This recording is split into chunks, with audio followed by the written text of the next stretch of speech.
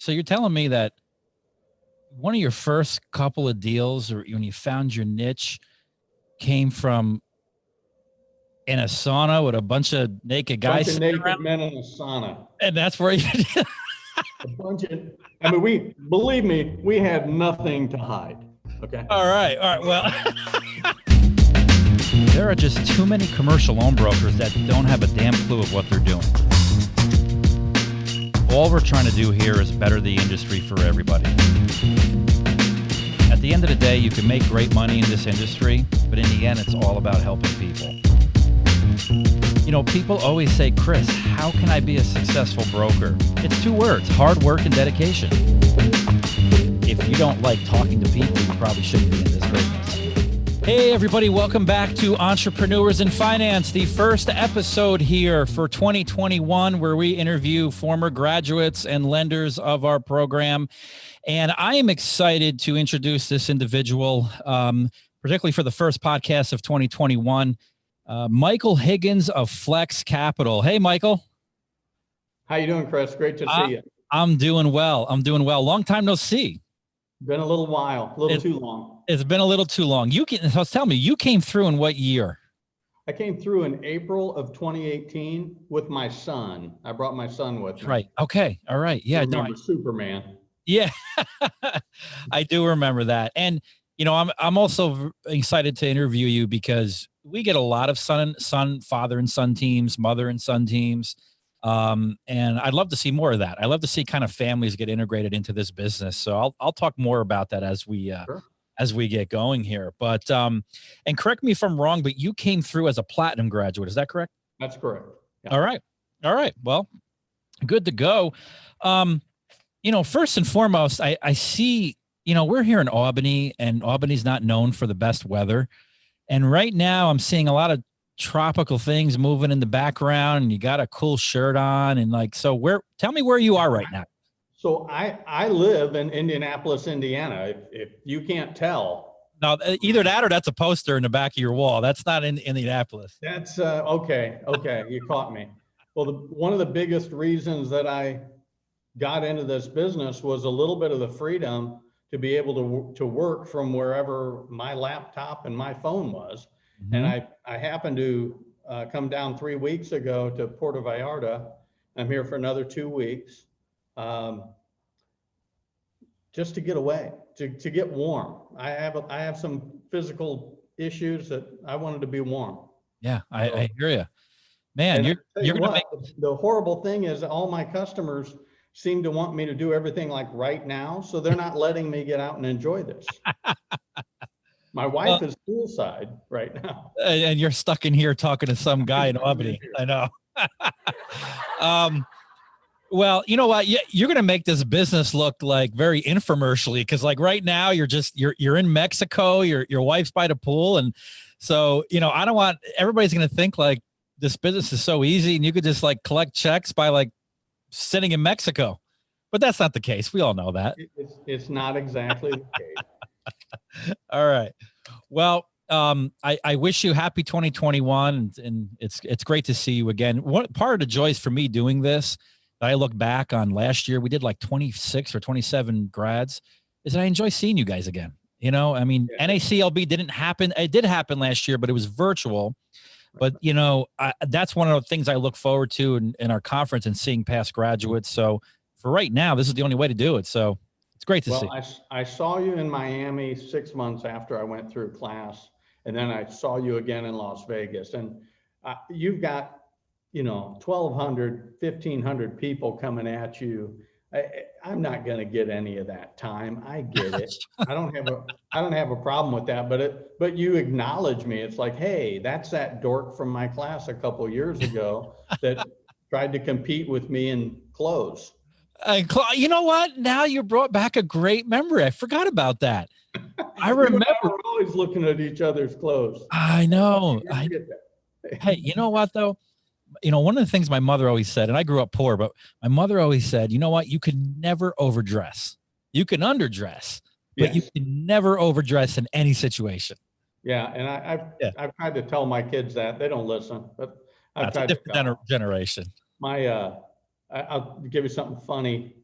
A few years ago, well, several years ago, when I met my wife, I met her daughter, and they came over to my house at one time, and they would ask questions. My wife would ask questions like, I'd show up for a date and I'd be in one car. I'd show up for another date and I'd be in a different suit in a different car.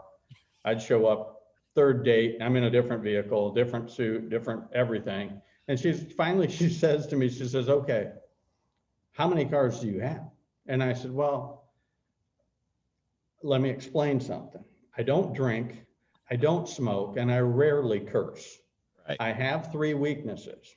I like clothes, I like cars, and I love women, and I can afford 2 of the 3.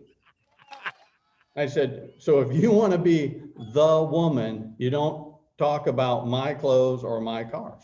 Wow. That's great. It hasn't worked out that way, but Yeah. Well, I was gonna say, I'm going to try that line because you and I share an affinity for, I guess, clothes and cars. We do. I'm not going there with women. But I will say that that's an interesting line. It's particularly on a third date. So. Well, her daughter then came over to the house one time and just started counting. And at that time, I had 78 suits, 73 sport coats. Wow. And then slacks and like 300 or 400 custom shirts, you know? Yeah. It's like, why do you need this? Right. I don't need it. You just like it. You like it. Exactly. And it's fun. Yeah. But I don't need it. Hey, listen, you know what I say? You only live once. That's Who right. the hell knows wherever you go after this life if you're going to be able to wear clothes, right? So That's you right. must take your chances here. Be prepared. Be prepared. Well, listen, tell me about what life was like before CCTG. What were you doing? And then what eventually led you to us? How did that happen? There's a funny story there, and I don't know if I've shared it with you. So, and I realize that those of us who've come to CCTG all have a different or a variation of a story. Here's my story. Okay. I spent several years, I was a small entrepreneur. I built a couple of small businesses, but what afforded me the ability to do that was I was very successful in the automobile business. Started off very young in sales, but I loved it. And I loved the fact that I could get involved with these people and truly try to help them. And I enjoyed a great deal of success. Now, the problem was I was young. And of course, when you're young in a business like that, nobody wants to promote you very quickly. And then you realize that you get promoted, and that was a big mistake because before you controlled your own destiny. And now you're under someone else's thumb. And every time you start figuring out the pay plan and making some money, they change the pay plan. Okay. So as I said, was good in sales, had gone into mismanagement. I became the trainer for a lot of the new salespeople. I was a sales manager, general sales manager, finance director, and then I would oversee a store or a group of stores. Okay, and I enjoyed it until corporations started to come in and buy the family dealerships that I was operating. Because when it was a family-run operation, I could go right to the top and say, hey, look, I want to do something special for this family. Boom, boom, boom. Here's what's going on. Let's give back a little bit. Let's do this for the community. Let's get involved here. And at the very least, they'd listen. And many times they'd act upon it. Or I had certain leeway to make things happen for customers. And that was good for the heart, good for the soul. And it made showing up at work every day a real positive. I don't want to waste a lot of time, but corporations came in the first 5 months after the first corporation came in and bought a dealership that I was working with. My income was down 75 grand. in 5 months. Wow. And, 75 grand's a lot of money, if it's only 75 grand you're making. Yeah. I mean, what's But that it's like? still a lot of money when you're used to making more than that, and you've just taken a significant pay cut and tripled your workload. I mean, what's 75 grand? Like 200 custom shirts? I mean, Well, it's a good down payment on a car, True. And no, it wouldn't be 200 custom shirts. I don't know what cloth you're buying, but so I left that dealer and I went to another dealer group and I oversaw 4 dealerships. And I started realizing, you know what, the same thing's going on. I could smell the same company chasing now this dealer group and wanting to buy it, because I had been at the first dealership that they bought in the state of Indiana, and now they're trying to expand. They're looking to expand in bulk. And here's a group of 4 dealerships that they were actually talking about growing, but then suddenly they stopped talking about growing. And I could see the writing on the wall. I've been around enough. So I gave them a deadline. I said I would be there for X amount of time, and then we would talk again. But I knew at that time I probably wasn't gonna go beyond that period. So I took my family to a lovely place called Puerto Vallarta, which you see in the background, a few years ago. And I announced to the entire family that Dad was going to be leaving the automobile business. He didn't know what he was going to do when he grew up, but he knew he was going to leave within the calendar year. So it was January 3 years ago. And I said, I'm looking at options. I'm looking at buying a bar on St. Thomas Island, packing up all these shirts that I can find and a guitar, and I'll go down there and sit in the bar at sunset and sing to people, which is another life I've had. But so they're all like, okay, whatever, Dad, whatever you want to do. And Right. and I don't know that they believed that I was going to do it, but my now wife did. And so a few weeks later, she introduced me. She started doing research because she's like, we're not moving to an island. So she started Googling, and she found this crazy outfit in Albany, New York called CCTG. And she said, honey, just look at this. You're really good with people and you really care, and you're really good in lending. So why don't you just look, and it'll give you the freedom to do the other things you want to do. Well, I'll look. So I looked, then I looked again, and then I started watching more and more videos, and I did a little more research. Then I called my son. I said, hey, John, why don't you and your girlfriend come over for dinner on Sunday, and I've got something I want to share with you. How old is John? I'm sorry? How old is John? John is 29 now. He was 26 when you met him. Okay. And I said, just look at this. He went over it a little bit. I called him a couple days later at his office, which was my former office at the dealership that I left. Oh, wow. Because I had promoted him into my team about 4 months before I left, about a month after the company bought it out. So he went through, we trained him, got him up to speed. He'd been selling and selling well for us. And I knew he had the brain waves to understand finance. So we brought him in. He's, as you know how I feel about my son. You could tell when you met us. Yeah. But, and when people say, how do you feel about that? Usually with my hands, that's terrible. But there are a lot of jokes. I don't claim that any of them are good, but there's a lot of them. So Anyway, he Love it. looked at the information. I called him a couple days later, and I could hear the information on his computer playing in the background while I was on the phone. And I said, "Oh, are you?" He goes, "Yeah, I'm watching some more of these videos in my downtime."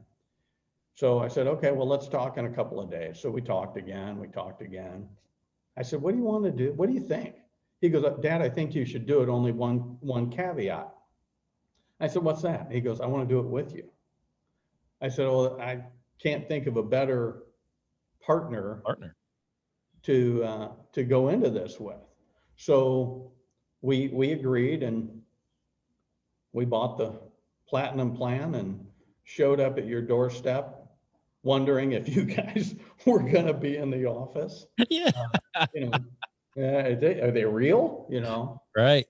they talk a good game. Now, I did have a good conversation with is it Geisler or Mike. Greisler? Yeah. Mike Geisler. Mike Geisler. Yeah. Before I came down, I said, "Hey, look, I'm stuck here in Indiana." I said, "How many people have you got in Indiana?" And he just kind of said, "Look, we've got hundreds of people in New Jersey." And he said, "And they'll never run into each other." And I said, "Well, okay, Indiana, all right." So I show up, and who's at the table? One of the other broker teams is from Indianapolis. They live like 15 minutes from my house. And I'm like, "Yeah, go figure. Where's Geisler?" Oh, God. I'm going to strangle him now. That's But, funny. we laughed about it, and I've emailed them once or twice. Other than that, I've never run into them on anything. Yeah. And I'm sure that they have slightly different verticals that they're working in than I am. Yeah. And it's great. So you went through training. I mean, tell me about that week when you guys were here. I mean, I remember you guys were a great bunch, particularly you and your son. Yeah. What if you remember our group,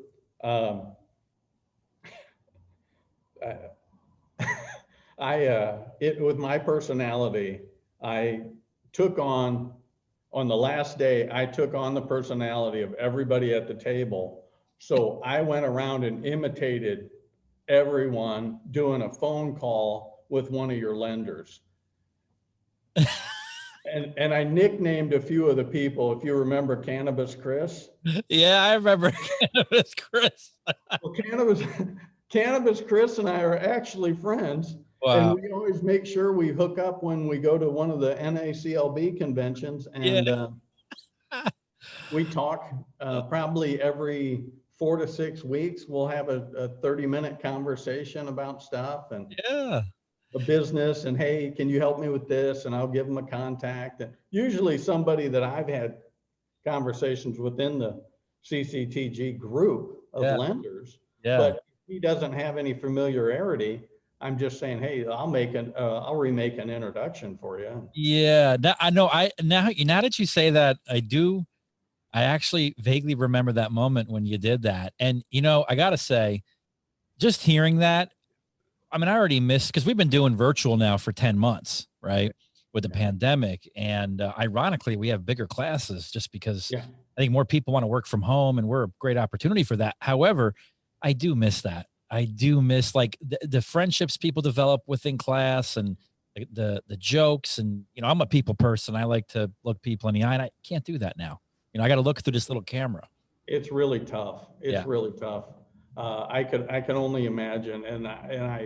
And I'm very thankful that I came through when I did, simply to have that, because virtual learning, to me, sitting too long at the computer, I have to get up. Yeah. I have to do something. I know. I have to have that interaction. The only upside to it is people could go back and review it. Does that make sense? So they can go back and review it. But in the future, we're going to do both. So we're actually going to do a live and have virtual for people that still don't feel comfortable, that they want to travel. So we've made adjustments. But yeah, it just brought me back to a place where I'm like, man, I miss those live classes, because I thrived off the energy. And I know you've added a number of lenders. To the book. To the roster. And I've had the pleasure. I'll reach out to Mac occasionally and say, hey, could you send over the latest update? Yeah. the lender book or lender guide, and he does. And, or I'll say, anybody with anything special I need to talk to. Mm-hmm. And you've had a couple of them, and I've reached out and said, hey, I need to learn about your program. Mm-hmm. Okay. Before I waste too much of your time. But so no, it's been good. Yeah. So tell me, you purchased the platinum package. What made you purchase that, and how did that go for you? I mean, you've been out now almost 3 years. Yeah. So in that, there's an answer here, believe me, but it's two-part. So I've always been of the belief, and you can compare it to the cars I've purchased, the cars I drive, the suits I wear, things like that, that you never regret getting those options. Mm-hmm. So if you're making a car payment, I used to tell people in the car business, if you're purchasing a vehicle and you're not able to pay cash and you want this one, but your budget wants this one, you think you can stretch, it's the same car, but this one has more options. Mm-hmm. So do you want those options? Well, I really want those options. I want the leather heated and cooled seats. I want the this, I want the that. Okay, but if you buy this, it's functioning for you. Yes. Okay. Which one makes you feel better? This one. Okay. Now, I have never, ever purchased an automobile or a home that I wanted to make a sacrifice on just to get. So I've never missed a payment, and I've never regretted making the payment for the item that I wanted. I have, however, regretted, or would assume regret, if I sacrifice something to save money. Got it. Now, yeah. Platinum versus gold, still a great program. Versus your starter plan. Yeah. Also a very good program. But I knew a little bit about lending. Mm-hmm. I knew a lot about people, but I needed help getting everything turned around to commercial. Because my mind wasn't functioning that way. I'd been 25 years structuring car loans.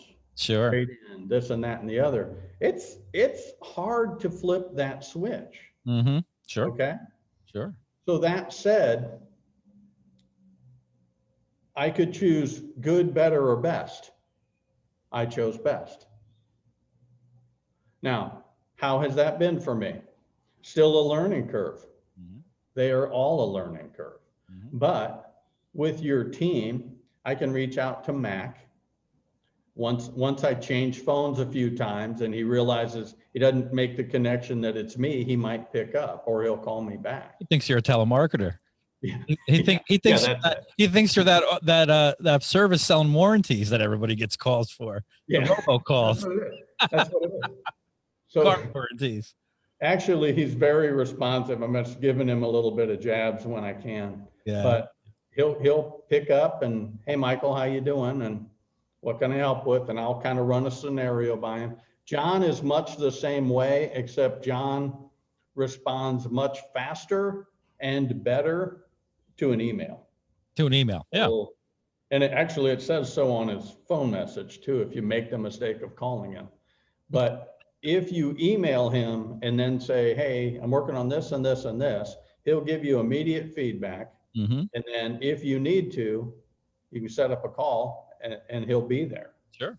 So, I think the world, and Scotty D, come on, I think the world of your team.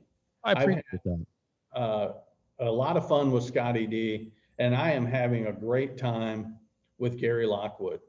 Gary's a great guy. Yeah.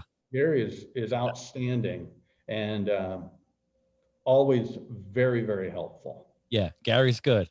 I always say Gary's he's my Telly Savalas. He looks just like Telly Savalas. Now that you see him, you're going to give him a lollipop.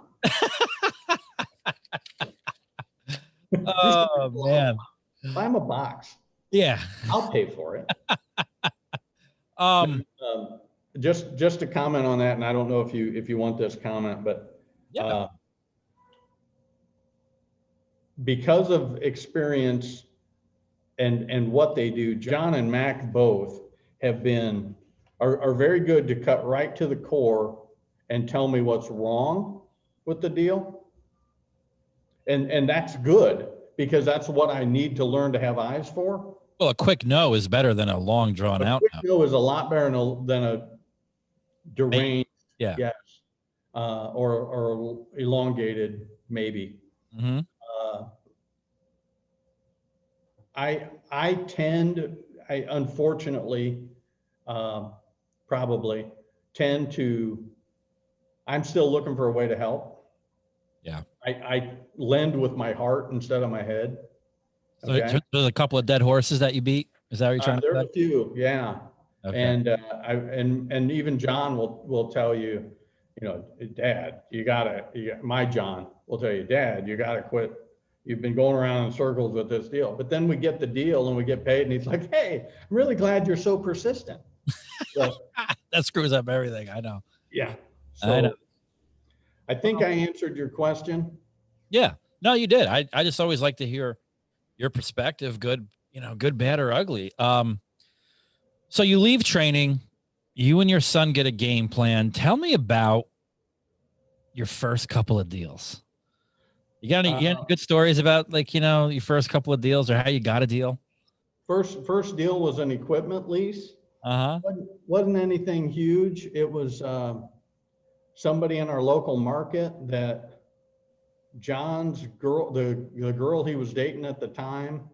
Yeah, I know you think about John, you think, wow, he was dating a girl. But yeah, John was dating this girl at the time, and her mother worked for an elevator and a lift company. They made like lift racks for car dealerships or service stations or things like that. Mm-hmm. And they needed to buy a couple of trucks for some of their sales and installation crew. And we hadn't officially opened our doors yet. Okay. But we were only like a week or two out, and they called and said, hey, we want to do this. We'd like to support you a little bit, kind of start a relationship. And I got the information, called Jim Lottie.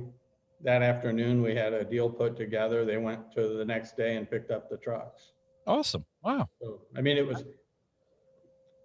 fortunately, they kind of were, it wasn't that I had to work that hard. It was that I had to learn some stuff pretty fast, but I went to lunch from the dealership and put the transaction together. Right. Yeah. You never know who you're sitting next to. And speaking of that, I have my notes here. I know some notes from Joe here. I just have big letters. Ask about sauna deal. Oh, shit. Tell me about the sauna. What's the sauna deal? Well, I have big letters here. Ask about sauna deal. Okay. So you prefaced in the training, and believe me, I went in circles about this, but you prefaced in the training, find your lane, stay in your lane. Right. Pick a couple of items that you're comfortable with, that you can do well, put your focus there and go. Right. Then you're going to be successful. Right. Well, I already knew about equipment leasing because I'd been in the car business and all this stuff, and I knew a little bit about SBA because I'd kind of dabbled looking at doing a couple of those when I had another business. Yep. Didn't do it, by the way. Mm-hmm. Found an alternate source. And sometimes your lane, what I'm trying to say is sometimes your lane will find you instead of you finding your lane. Mm-hmm. And how that happens, where I'm going with that is, I just finished working out, and I think you know enough about me. I have to work out just to be able to move much. But I finished a workout, jumped into the sauna. I took my phone in with me. Phone rings. It's my son. He's asking me about a deal. We're talking a little bit of strategy and finance, and I hang up. I apologize to the gentleman in the sauna with me. I said, I'm really sorry, but I had to take that call. And the guy next to me turns to me and says, hey, I didn't mean to be rude, but I couldn't help but eavesdrop, and tell me what you do. And I said, well, I'm a commercial loan broker. I work with businesses to acquire financing for their need or for their growth or acquisition. He goes, well, do you work in the FEC market? I said, I don't even know what FEC is. I said, what's FEC? He says, Family Entertainment Centers. I said, hold on just one second. So you're telling me that one of your first couple of deals, or when you found your niche, came from in a sauna with a bunch of naked guys, bunch of naked men in a sauna, and that's where you did. a bunch of, I mean, believe me, we had nothing to hide. Okay. All right. But So yeah, so- go ahead. Yeah, I love so it. he introduces himself. He's the vice president of a major player in that field. Wow. And he says, some of my clients, he says, I send them to a couple of banks that we have relationships with, but if it's not easy, it doesn't happen. If they go local, it usually doesn't happen. Right. Said, can you work with me? I'd love to. I would love to.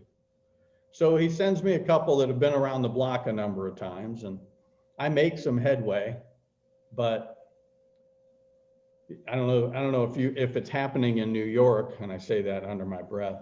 But we've got this thing going on called COVID. Yeah. Yeah.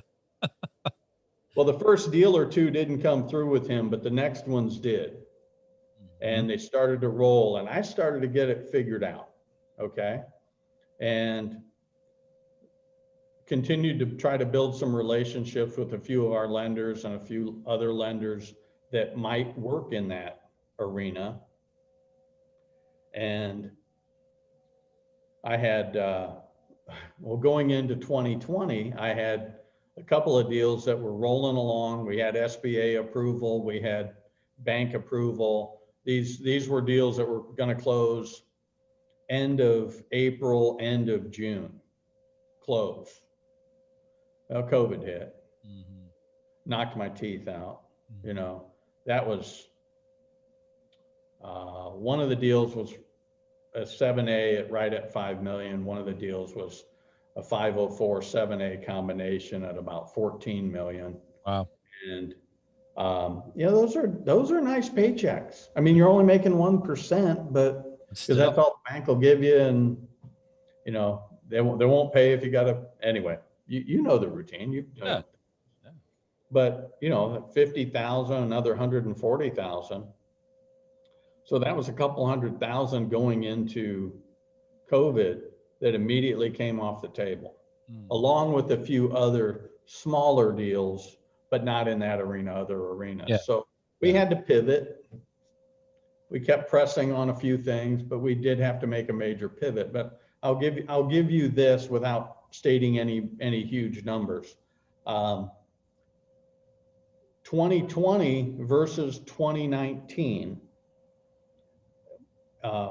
By December 2nd of 2020, we had tripled what we did in 2019. Wow. And we survived in 2019. Okay. Mm-hmm. By the end of March of 2021, I will have at least doubled what I did in 2020. Wow. Congratulations. So there's some momentum and some progress, but I will emphasize the gift in CCTG of making the introductions to these lenders and allowing us to have a relationship already somewhat established when we call them. Hey, and I always call and say, hey, this is Michael Higgins, graduate of CCTG, April of 2018. I had the opportunity to talk to you, on the phone, or you were live in our facility, any number of things. And a few of your lenders have actually changed banks, but they're still a part of the group because they see the value in the group as well. Oh, yeah. Even some of those banks are trying to get other people involved because they've learned the value of CCTG. For sure. So my point, the sauna experience turned into a pretty good beginning to working in that field. And then another introduction from the VP of the other company, with one of the most successful, well, probably the most successful person in that industry, who is still batting 1,000 even with COVID in the feasibility studies and the plans that he puts together, the coaching, everything that he does. If you buy his program, he's built over 90 of them. All 90 of them are still operational, still making money for the owner, exactly the way he told them it would. And where a lot of people were forced to shut down, and many of his were forced for a period of time to shut down, they've bounced back. Okay. So wow. Now he and I have a strong relationship, and he'll call me twice a week down here. Hey, I'm making some more introductions to you. You know, one of the things that I've been forced to learn, again, getting away from thinking with my heart and getting excited for people, getting back into my head and saying, okay, you got to prove to me the money, and you got to prove to me that you have post-close liquidity enough to carry this forward. But yeah, I mean, you separated out the pretenders. And that I hate to say it, but I kept allowing my heart to get in the way of my head, and just, okay, you told me you did. Okay, I'm going to work down this line. And well, you know what I call that? I've said it many times on this podcast before, but I call that the deal instinct. And that only develops over time. It doesn't develop right away, and you got to go through a couple experiences to develop that instinct. And everybody, I think, has good hearts that comes through here, but at the end of the day, yeah, you got to be able to separate, you know, what's doable and what's not doable. Yeah. And that's a hard task. It's not easy. It's a hard task, particularly if you like helping people. I mean, geez, from your takeaway, I think, you know on our list how we say who to prospect, right? Bankers, CPAs. I'm going to add naked guys with towels. I mean, they work for you. It's not a bad place. And the other thing is same week, and you now have, and they're not a part of your CCTG lender book. They might become one, but they have been at the last couple of your NACLB conventions, and that's Byline. Oh yeah, yeah. Within the week of meeting Joe, my other guy, I turned around and met the vice president of SBA for Byline. I'm like, for like this location? He goes, no, for Byline, the whole bank. So I'm like, okay, we got to talk about some deals. Well, I have done a couple deals with them, simply because the appetites of, you always have to learn the appetite. Sure, everybody's a different appetite. And if something didn't fit our group, I'd then start to look elsewhere. And your network continues to grow. That's one of the beautiful things about at least our association is, we have a lot of non-CCTG lenders that are a part of our association, and oftentimes that's the next best place, right? I mean, once you're in CCTG, you're in there, and then you can go out, because the association, we're getting new lenders in every year. Yeah. And that's what's so valuable about those breakout sessions and meeting those people. Oh yeah. I'm really looking forward to discovering that we have 400 grads in Indiana, that sort of thing. Thanks. Yeah. Wait, did I say that? Wait, Joe, you're going to have to delete that. Yeah. Oh man. Well, but the thing is, see, I've met other brokers in the area, and I'm like, hey, just tell me what I can do to help you. Yeah. No, there's enough out there. There is. I've said that story with other higher MSAs. So I know we probably have 15, 20 people in Dallas, 15, 20 people in, LA, New York City. And yet Atlanta, yet all those guys, when they go to NACLB, they meet each other for the first time, and they've all been doing it for years and years and never run into each other. So Right. Indiana, sure, why not? If we have 400, who cares? I mean, now we have to start looking for people in Mexico, Joe. Apparently, yeah. I'll see what I can find. Yes, master. Well, that's a hell of a story, Michael. Is your son still in the business? Is he still doing it with you? Well, yes and no. He had an opportunity. It was his mother moved from Indianapolis a few years ago to North Carolina. Mm-hmm. And let me just explain that. North Carolina is still not far enough, but terrible. No, so John had an opportunity with an auto group there. Yeah. They were having an issue, and John's insight, they invited him to come down and help them solve it. So is he still doing this? Yes. Is he doing this full time? No. Mm-hmm. So there's still a few deals that he was involved in that he still has the lead on. And we've discussed particular timeframes on a weekly basis that he will dedicate to Flex Capital while he's in there. But while he's under contract, I recognize he needs to keep his focus on Sure. the one paying him a larger check, because Sure. we had some nice things coming in, but it also,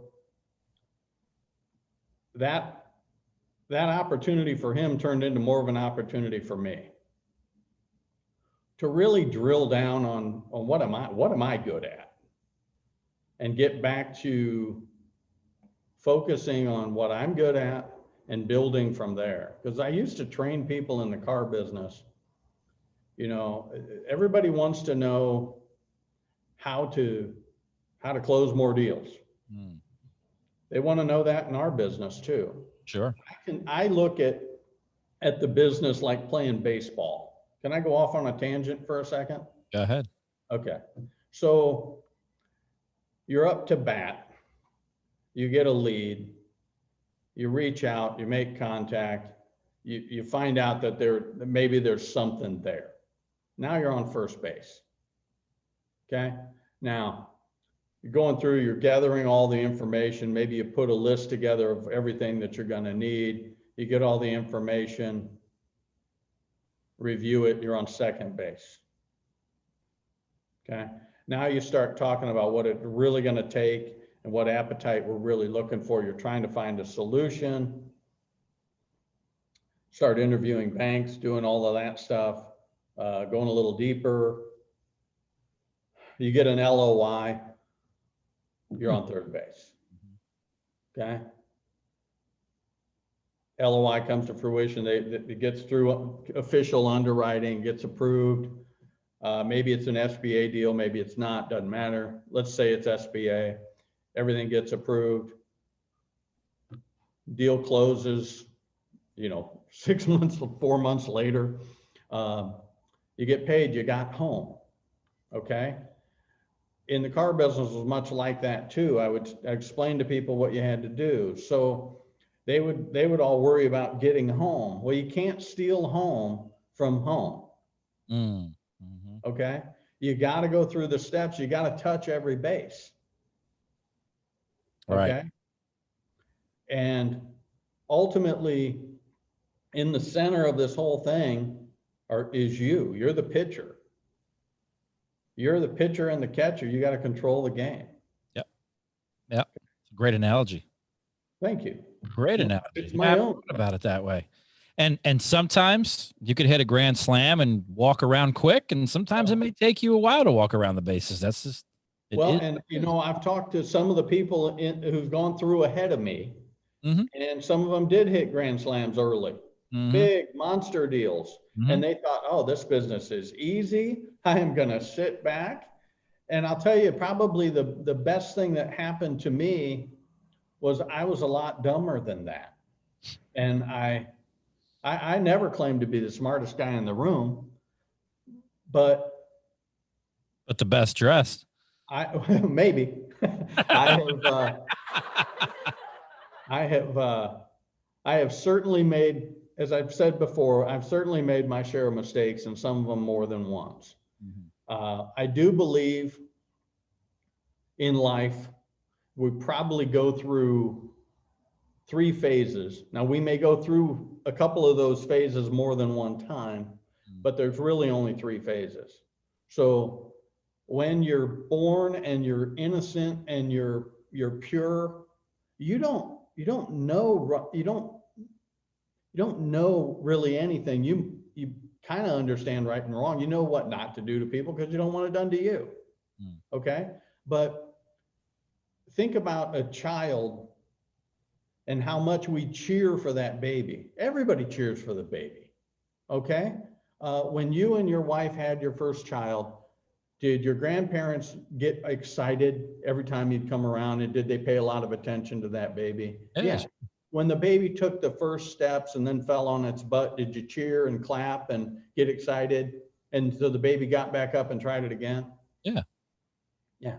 Well, what if we, out of the womb, we introduced the You Can't tribe to them? Are you familiar with the You Can't tribe? Yeah, I wrote a story to my children about the You Can't tribe.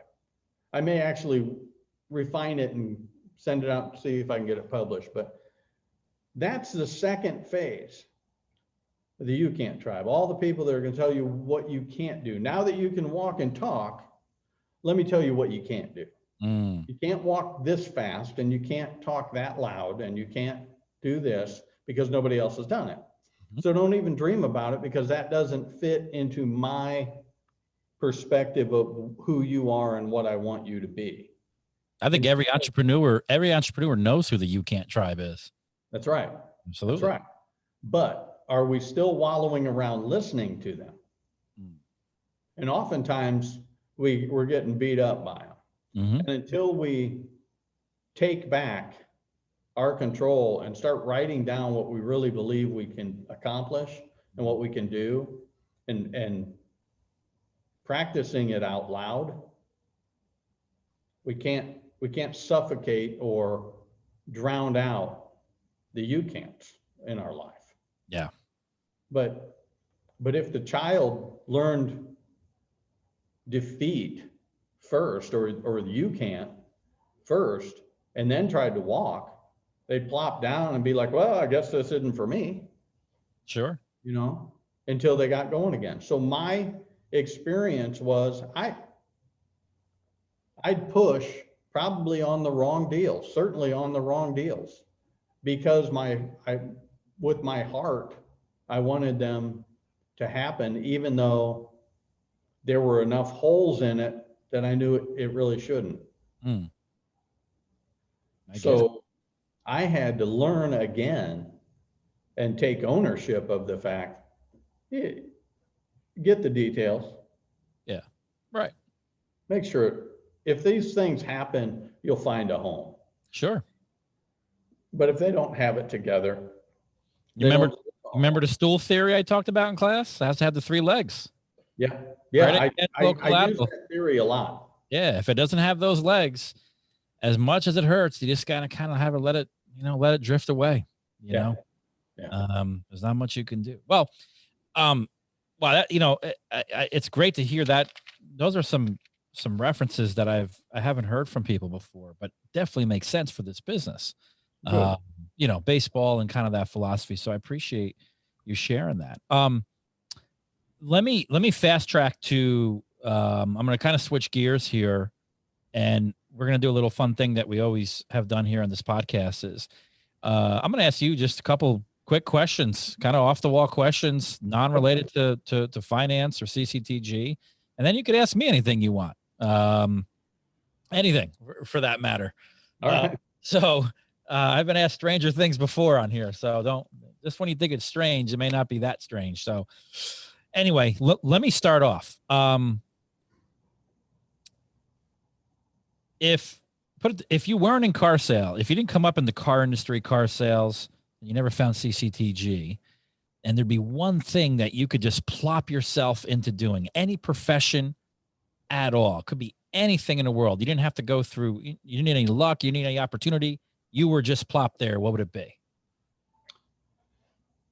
Well, I pride myself a little bit on some of the things I've written. I'm a little bit of a lyricist. Okay. I've written a lot of songs in my life, or stories, poems, whatever you want to call them. What instrument do you play? I'm sorry? What instrument do you play? That's a great question. Well, none. I play a little bit of guitar. I used to play a little piano. Okay. All right. So, All right. and I'm actually starting to gravitate back to the guitar and trying to get back at it. A few songs have spilled out onto paper, and I can hear them. I just haven't put the actual music to them yet. All right. So, quick off the wall question. Best guitar player that ever lived. Oh, okay. So there's a few. You can only So pick one. You could only pick one. I got to go with Clapton.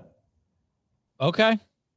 Got to go with Clapton. I don't think there's any disrespect there to anyone else, but if I could put a handful of them up, a gentleman that, I'm going to throw another name out there. It's a totally different genre, but a gentleman that grew up in Noblesville, Indiana, which is a suburb of Indianapolis.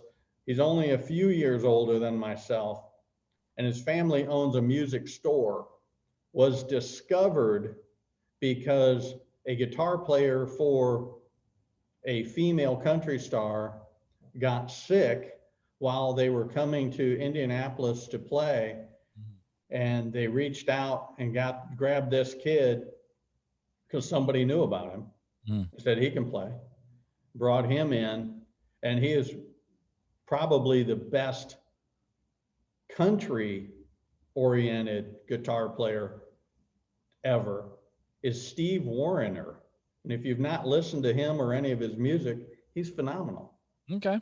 And he pairs up with a lot of other people, Garth Brooks and various people, and does duets, but he's a highly respected, more so respected for his guitar playing, probably than his singing and his albums, but he's had some tremendous success there too. So again, depends on genre, but it's hard to take it away from Eric Clapton.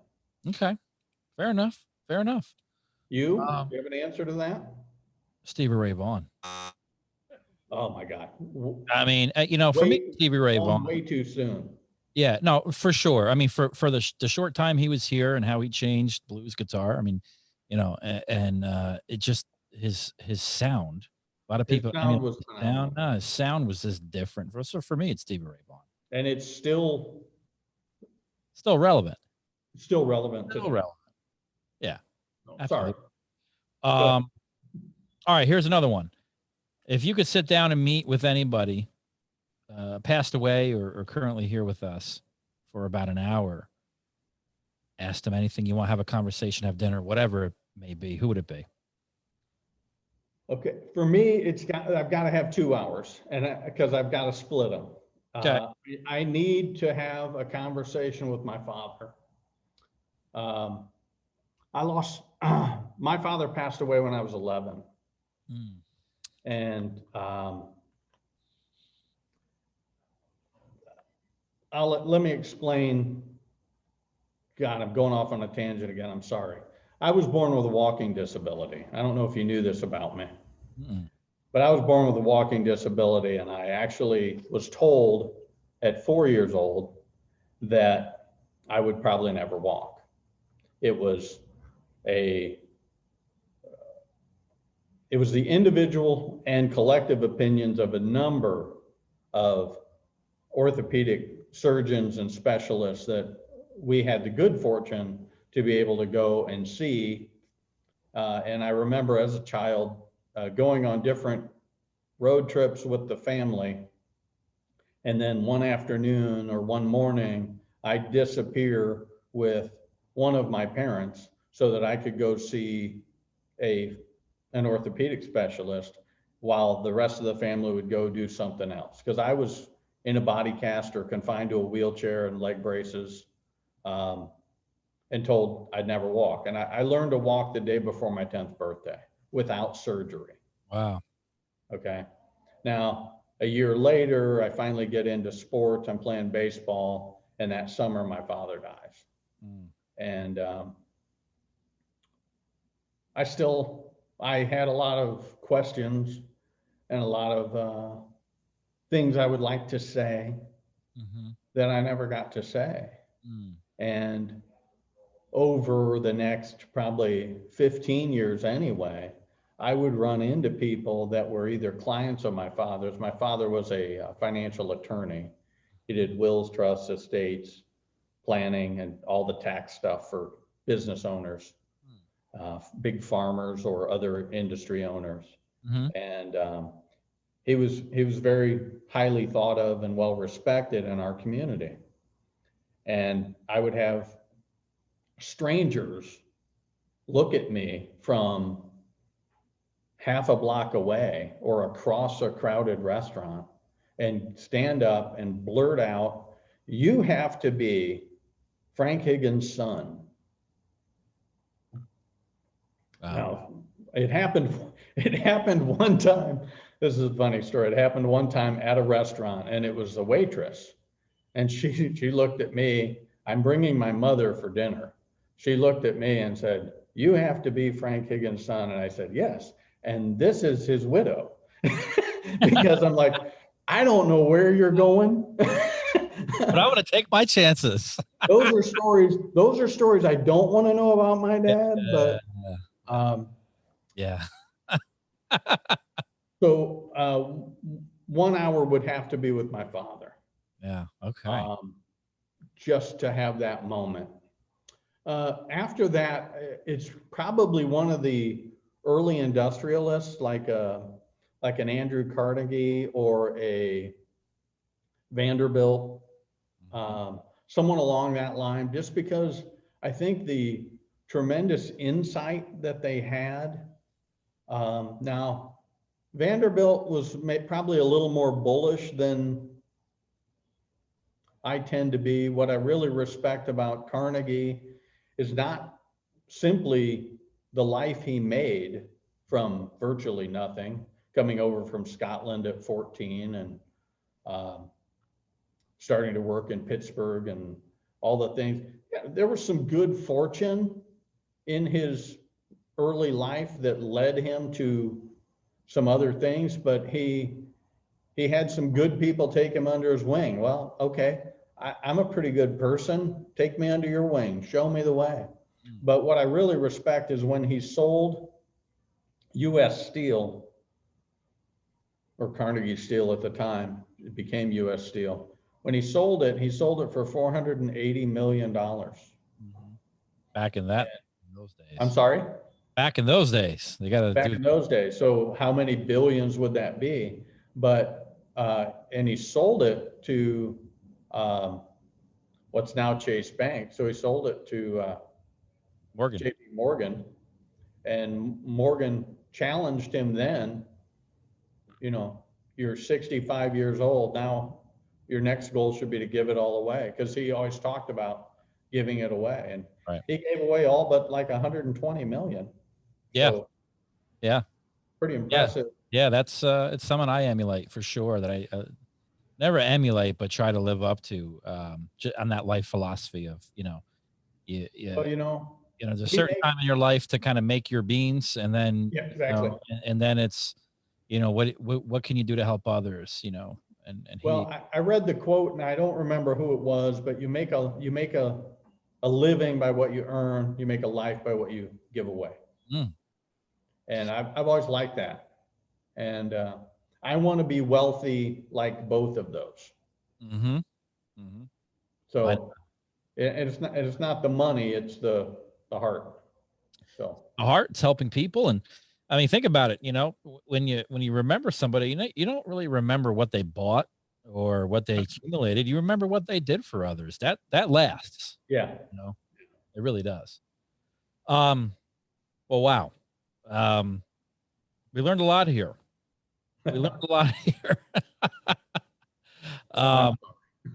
No, this was great. This was absolutely great. You